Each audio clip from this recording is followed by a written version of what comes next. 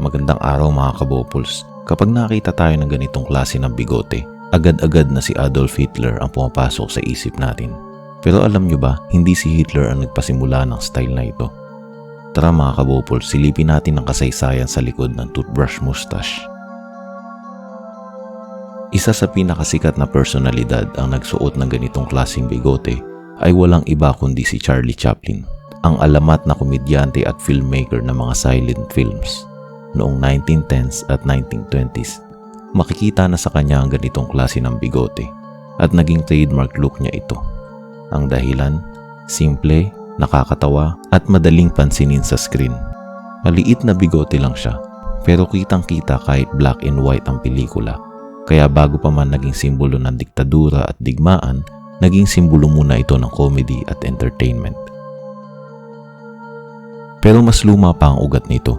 Nagsimula ang toothbrush mustache sa Germany at Amerika noong late 19th century hanggang simula ng 20th century.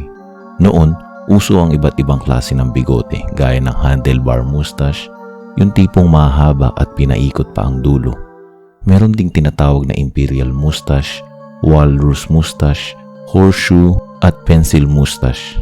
Pero dahil sa Industrial Revolution, maraming lalaki ang nagtatrabaho sa pabrika. Mahirap at sagabal ang mahabang bigoteng ito sa tuwing nagmamaniubra ng makina o kumakain. Kaya unting-unting sumikat ang toothbrush mustache na estilo. Maliit, malinis at madaling alagaan at panatilihin.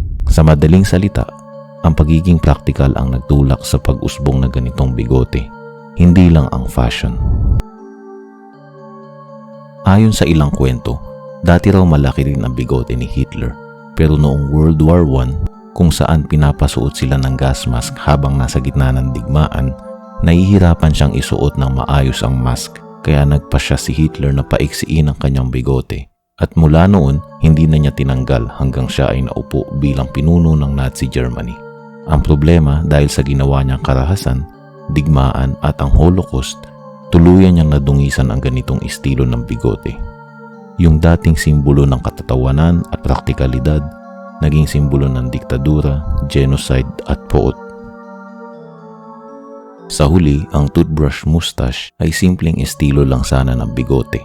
Pero dahil sa pangalan at mukha na dumikit dito, ito'y naging simbolo ng takot, digmaan at kasaysayan ng kalupitan. Nakakalungkot din isipin na minsan, isang tao lang ang pwedeng magbago ng kahulugan ng isang bagay. Kahit sa simpleng bigote lang. Ano sa palagay niyo mga kabopols? Karapat dapat bang buhayin ang ganitong estilo ng bigote? O ipagpatuloy lang natin itong ibaon sa limot at ipagbawal? Mag-comment kayo sa baba. Gusto ko malaman ang opinion ninyo. Hanggang sa muli mga kabopols.